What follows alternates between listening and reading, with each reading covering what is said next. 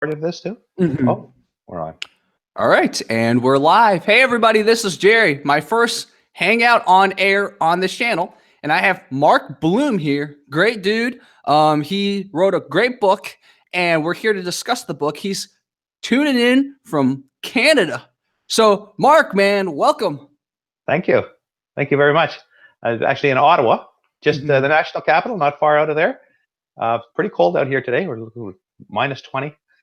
So that's Celsius. I don't know what your conversion is for Fahrenheit. Yeah, we're probably around 20, so not minus 20, but it's probably around 20 Celsius in LA. Okay. So we're pretty warm. Yeah, it's actually no, it's I'm trying to do the conversion in my head. Yeah, it's about 20. It's like 20 divided by 5, that's 4 times 9 plus 32. Yeah, we're about 20 Celsius here in LA. You're positively summer temperatures there compared to here. Exactly. And even wearing this, I'm getting hot. So yeah. Well, I mean, 20 is what your household temperature usually. Somewhere people usually put 20, not more than 25 usually. After that, it gets too hot. Exactly. After that, it becomes like, so in LA, I can break up LA into 3 regions, right? There's the north region of LA, there's the downtown region, the west region. The north region is on the other side of the mountain. It's called the Valley. And it's like where the aspiring actors and everyone live. And it's so hot in the summer. You don't want to live there if you're not an aspiring actor or producer. Oh, so it's a difference in temperature, because I lived in British Columbia for a while, in Kelowna, which is in the interior BC. It's actually the northern part of the Sonoma Desert, which I'm sure you're quite familiar with. But the Sonoma Desert actually crosses the Canadian border and goes all the way up to Kelowna. And it's interesting because when you get outside of Kelowna, you start going north to an area called Vernon. You actually get a lot of trees and a lot more vegetation compared to, say, Kelowna. And as you go south, it's more desert-like. So it's right the northern tip of it, just the edge of it, right? So, which is kind of interesting. Yeah. Same kind of plant growth, though. You have the ponderosa pines and all that kind of thing. But anyways, yeah. So I'm here in Ottawa. I've been here for a number of months now. I just moved back here. I'm originally from here, and my family is Canadian. And my father came from Germany in the 1950s, so kind of half and half. My mother was old stock Canadian. And I remember as a kid asking her, well, where did our family come from? She says, well, I don't know. We've always been here. Oh, that's amazing. Later on, I found out that my grandmother on my mother's side was Native Indian. So, but they always described themselves as French, and they spoke French. And so, yeah, it's kind of interesting to find that out after the fact, because a lot of people, I have a lot of mixed heritage. Even my father was part Jewish. So it's like you've got a little bit of that. And, I mean, they managed to survive the war. He got out of there after that. They came from Berlin and had a horrific experience there at the end of the war after the Russians came in. And so he, they just wanted to get out of there. They realized at that time they thought that Germany would be another 30 or 40 years before it ever recuperated. So I've got this mixed background. I remember, I'll tell you one funny little story. I don't want to use too much of a profanity here, but the word that my mother used, she said, I never thought I'd marry a goddamn German. She used to say that word, kid. But she said, but your father, he was so cute with his blonde hair and blue eyes that I couldn't help myself. Talking about this, what I'm watching right now? I just started watching it. I'm watching The Man in the High Castle. So it's like the perfect segue, because it's like, what if Germany and Japan won World War II and were ruling the U.S.? So it's like, it's pretty funny. Well, yeah, it's a hypothetical mind game that a lot of people play, right? I don't know if it would have been a good situation. I mean, unless Hitler got assassinated or something, because the fanaticism that he had was a very dangerous thing, especially with the atom bomb already being out there, like shortly after the end of the Second World War in Europe. Yeah, and then they ended the war in Japan and in Asia because with that, more quickly. It looked like the Japanese were losing anyways, but I mean, it would have cost a lot more lives in terms of soldiers. But in any case, all that stuff, that's the war. Anyway, I don't want to get too much. I can digress. So it's like I try and control myself and try to remain a little more focused on the book itself and on where we're going with this Yeah, in terms of totally. libertarianism and so forth. So, dude, tell me about this book. Tell me about your journey. You mentioned Mhm. before we went live that you've always been kind of a little libertarian, right? Well, I've always been libertarian as a kid, and I've been in a number of situations in my life. Like years ago, I was married. I've got a couple of daughters who are in their 30s, and because I'm in my mid 50s, getting on there. But with regards to my daughters, I had this whole custody fight type thing that goes on, and I remember thinking, why am I fighting this? Where this is my rights. These are my kids. This is my bloodline. Like, why am I fighting for custody? Why am I fighting for something that already belongs to me? It's like normally when you go in, like in terms of law, I mean the idea is that you've committed a crime, you've done something illegal, and it's one of the things that I raise in my book. Like, how do you turn around and put people in a court over something which is their personal and most private life? Mm-hmm. It seems to me like quite a human rights violation for the state to even become involved there. Now, I'm not talking about situations where people are abusive. Okay? I'm not talking about family violence or any kind of illegal, strictly illegal. Let's say in the realm of criminal issues. I'm not talking about that. I don't have an issue with that. I don't think anybody would who's a thinking person, because there's things that where sometimes the state may have to intervene because the situation is horrific. But I'm talking normal parents. Um, a lot of times these things are initiated strictly out of spite. It's just a Yeah. vengeance Oh thing. yeah. Yeah. Parents use their kids against each other, forgetting that kids are human and kids are innocent. Mm-hmm. Yeah, and it actually illegitimate. I thought about this when you think about it philosophically and you extend it. Actually, the state is illegitimizing the kids because Yeah. they're taking away the father. If you're taking away the custody of the father, giving it to the mother, that means the father really doesn't have any more rights. Therefore, the child is now being illegitimized. Yeah.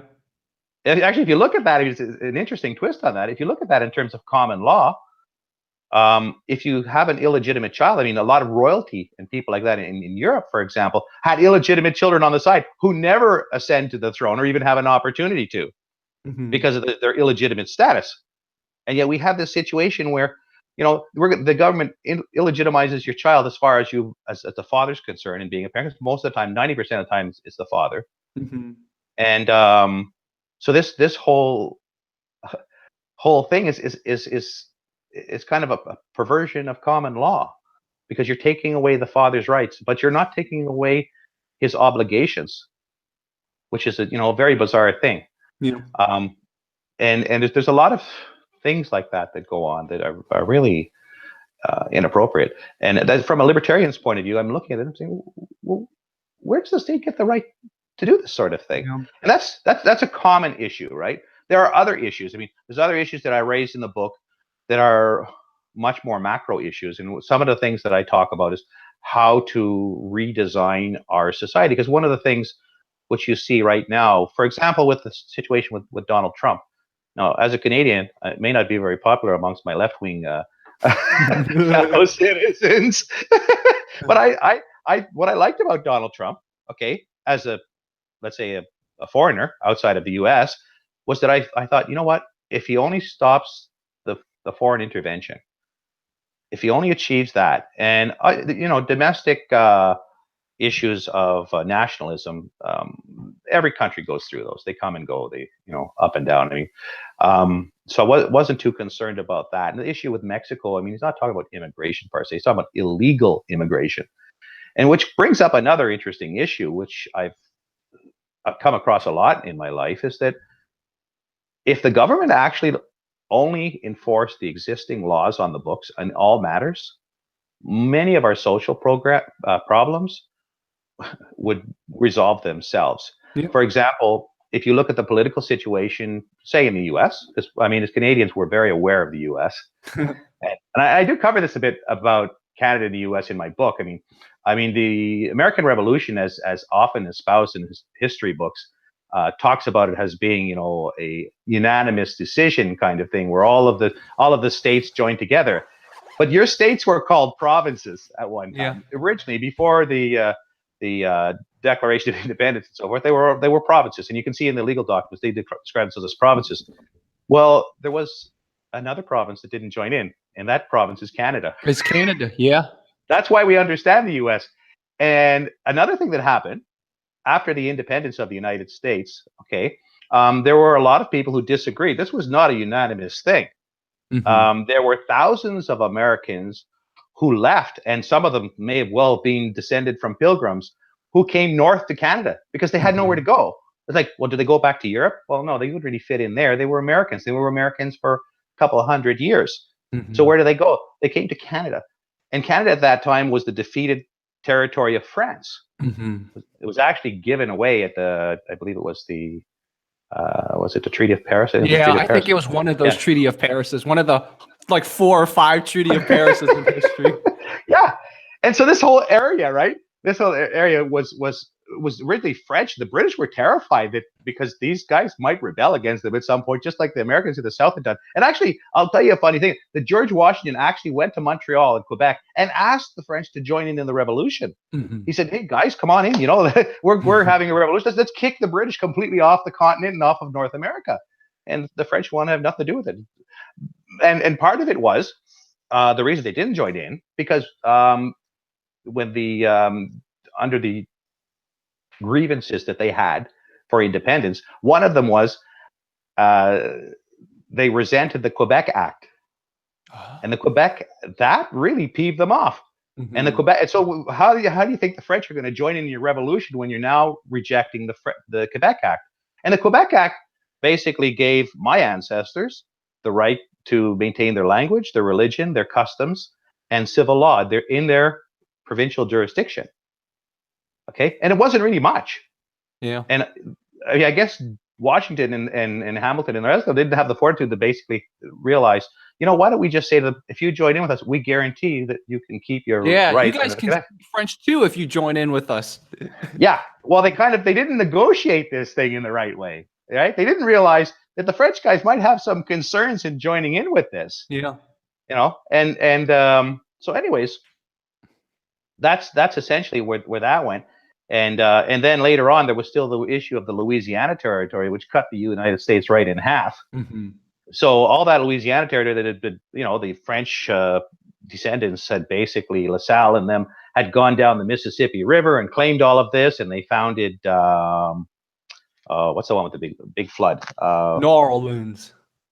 New Orleans, yeah. New Orleans. Yeah. Yeah. And I mean, those Cajuns, the Cajun history is interesting too, because many of the Cajuns came from the maritime provinces, Nova Scotia and so forth in Canada. And what happened with those guys was that the British kicked them out.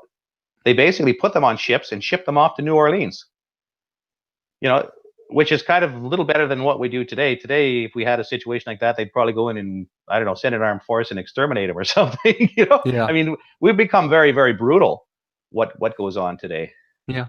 And so, anyways, that's a little historical background on some of the Canadianisms. Exactly. I used to take Air Canada back when I flew back to China in high school.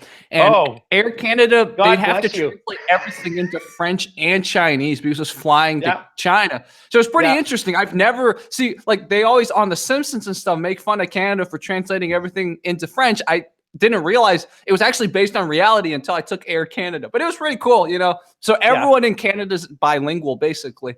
No. Oh, absolutely not.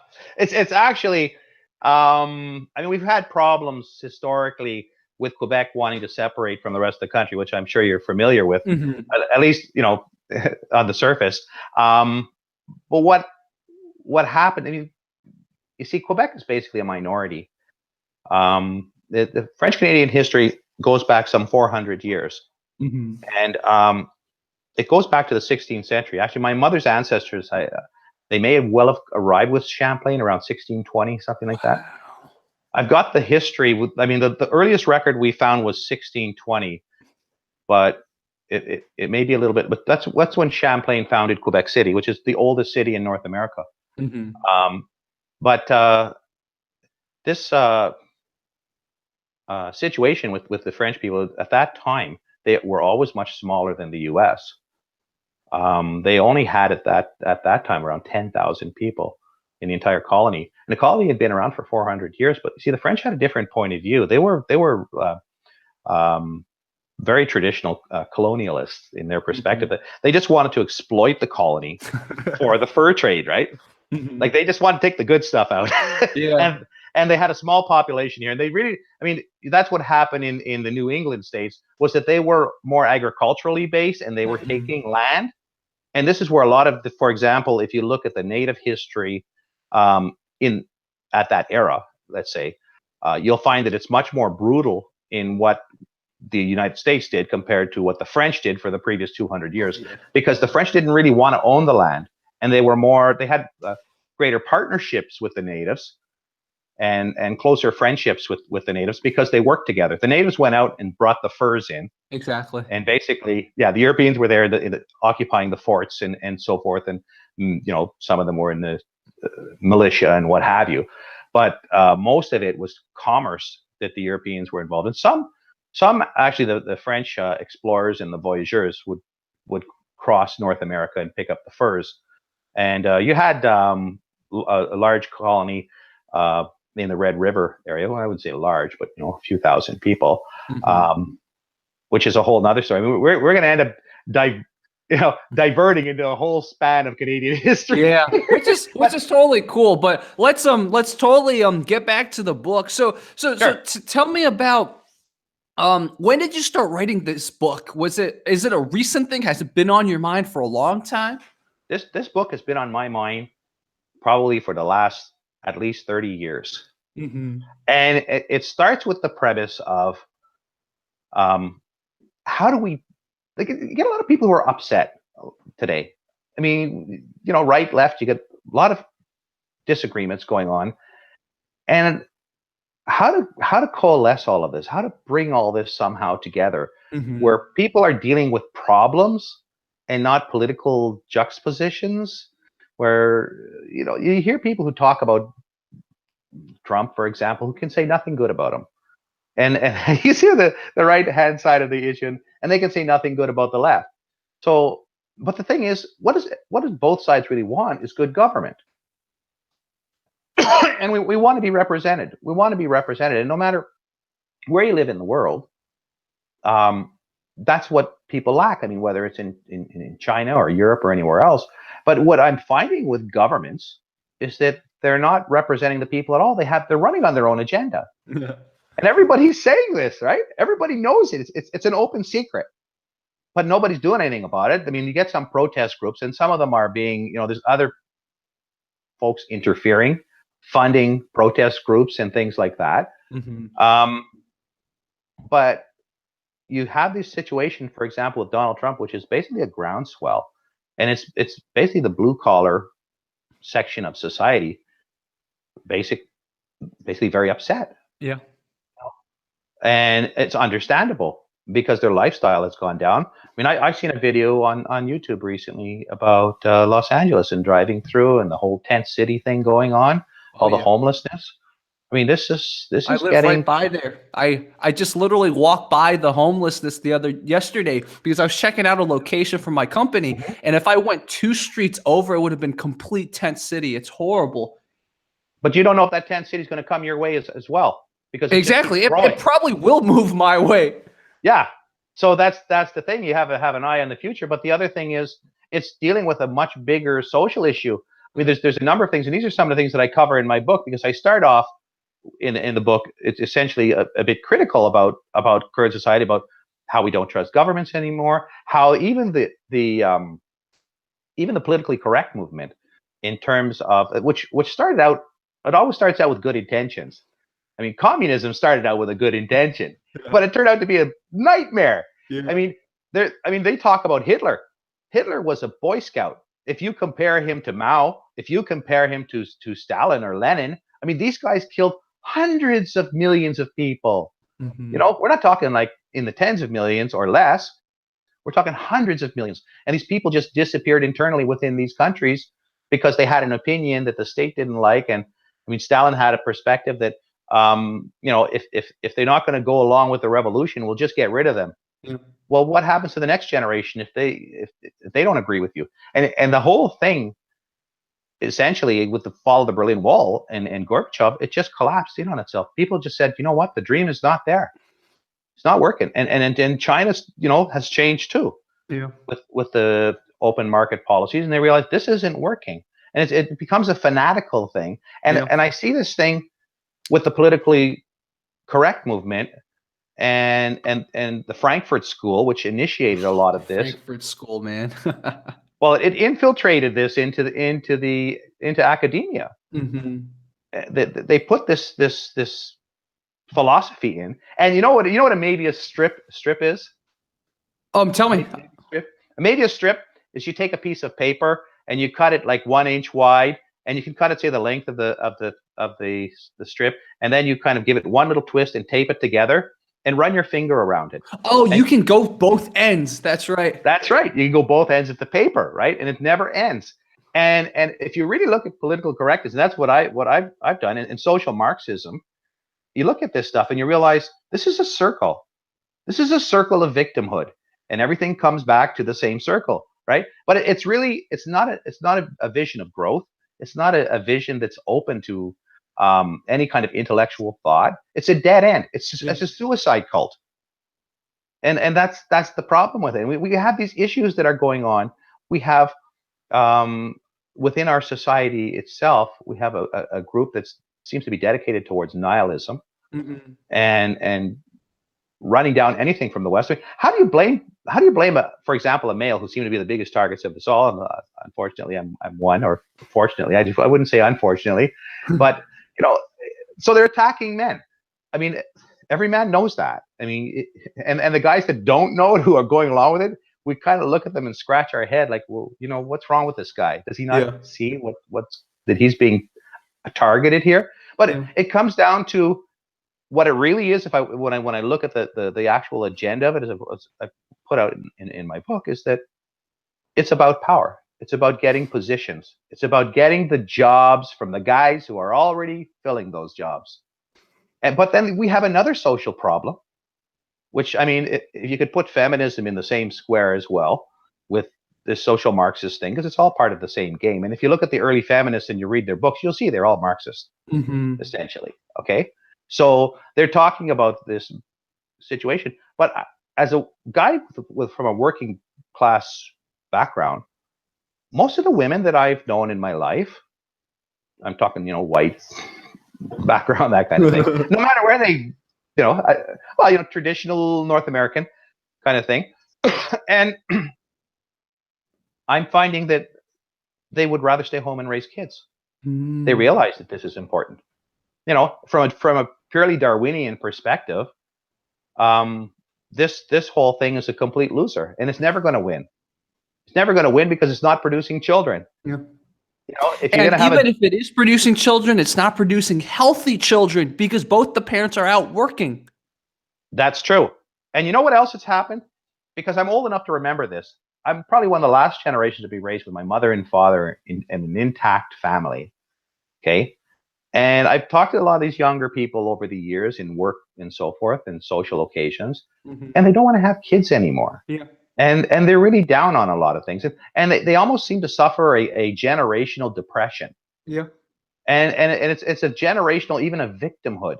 They haven't been given something in their sociological development that has made them strong people, strong mm-hmm. enough to stand up, because they want a safe space. They want a safe space, and they don't want to talk about it, but they're a victim. They're always a victim. You know what? I'm a victim. You're a victim. Everybody's a victim. Life is tough. That's all it is. Yeah. Life is tough, man. We got to work. We got to get off our butts. We got to do something. And if you don't have something going, you got to make something go. Exactly. And that's the only way you can do it. I mean, and it's hard. And there's times when you don't have a lot of money, and all you have is that noodle between your two ears. Yeah. And that's the only thing that you can make a go of it with. I mean, to run around and play victim and say, well, life hasn't been fair to me. My mom and dad were separated and this and that. Sorry, it's not going to do anything for you. Exactly. You just gotta do it, right? Yeah. And so that's one of the things that within my book that I talk about society and what's going on, and the extinction of the West. And it doesn't matter who it is, because even immigrant groups who come in, say they come in with a bunch of children, within a generation they stop having kids. Right? So the cycle begins again. So you have to keep bringing people in, right? And the problem is, if you look at what's going on in Western Europe, you actually have a disaster on your hands where you have a lot of Islamic immigration coming in. And I've worked with a lot of Islamic people over the years. I had, for example, some tradespeople. I used to work in the trades as well, and some of them were Muslim, but they were a different kind than what we have today. And let me explain that as I say that. Okay, most of them were refugees who actually came from Iran, Iraq, or where have you, because they didn't like the system. You know, they were like those Iranians today who are protesting in the streets because they didn't want to be ruled by authoritarian, some kind of authoritarian religious state. I mean, Islam is quite different. It's going to be very difficult to integrate it into Europe because people who talk about this, all the lefties who are talking about this, and oh, you're racist and you're bigoted and you're this, that, and the other thing. Well, you better take a look at the Quran, and you better take a look at what it says, because the Quran as a religious, or Islam as a religious system program is a total system. It's basically law, Sharia law. It's a mode of behavior. It's a mode of dress. It's a mode of living. And there's a lot of things that are not permitted. Not only the issues with regards to food products and so forth, but even there are things that are deceptive about it as well, that are clearly stated in the Quran. So if we were, and that's the thing, there's a lack of intellectualism going on in the universities, for example, with political correctness, because they're not saying to the students, hey, you know what? There's a lot of people. If I were a professor, I'd say, you know what? There's a lot of people who object to Islamic immigration. Let's study the Quran. Let's look at this as part of our university studies and look at what the Islamic immigration population want to do after they move into the West, because it's very much like, if you look at the situation, for example, in Lebanon, what happened there, it's very much like that. I mean, you get a few Muslims come in, it's okay, and you maybe get some people who are escaping persecution. You don't worry about them because they're secular for the most part. But then you start getting a whole new group coming in that's highly religious, and they want to impose that in on you now. They want to live that life, and they don't even want to be your friend. You want to talk about racism?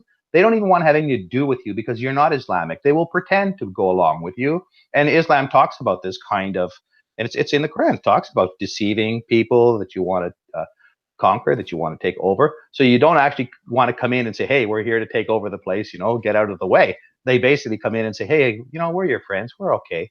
And so they sponsor certain individuals and so forth. And this is basically the way that the whole thing develops. And so this is, I mean, look at this is a concern. Yeah. And what's going to happen? I mean, it's kind of scary for me as someone who believes in libertarianism, who believes in human rights, and has respect for diversity, because I see a situation here where this could actually develop into fascism, and you're starting to see Western Europe elect more fascist type governments. We have a situation in Austria, and we have other governments that may actually come in too. So we may have won the war, but we may lose the war in the end, because you're going to end up with a bunch of Hitler type guys running the whole continent at some point, and they're all going to pull out of the European Union if it doesn't smarten up, because this is socially incompatible. And excuse me, we have a ruling class who basically live in a bubble. Oh yeah, they're either in a bubble or they got some scheme going on. Okay, it's one or the other. Okay, I know the whole thing. If I look at the legal thing, it is divide and conquer. I mean, there's a lot of things, like, for example, with the family, you look at that and you go, why would you do that? Why wouldn't you support families? I mean, it's a good thing for your society. It brings children forth. It brings people who are automatically integrated into your society and who go from the education system to production.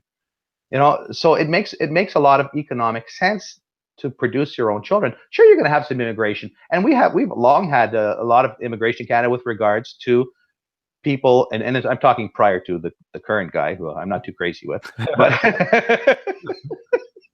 to say the least, and a lot of people are not. But they keep a tight lid on this country. So there's a lot of things that don't get out. The media is state run, so it's kind of like communist China in some regards, because the government has got their finger in everything and all the pots. Mm-hmm. So it's not like in the U.S. where you have such a large market and the government has different types of groups and agendas as much as what you have here. It's more cohesive in that respect, but it's also more dangerous because once you start collectivizing state authority, you have a problem there. Oh yeah. You know, because they start becoming arrogant, and they start overrunning the people. It's almost like one of the things I put in the book is it's like the Palace of Versailles. These guys are having a great big party in their elite little bubble circle, and they're not realizing that the people down below are getting bloody mad and living in tent cities and things like this, and the homeless this thing. Well, they could say that is because of technological change. Mm-hmm. Yes, there is some of that, but you also have to evolve with the technological change as well.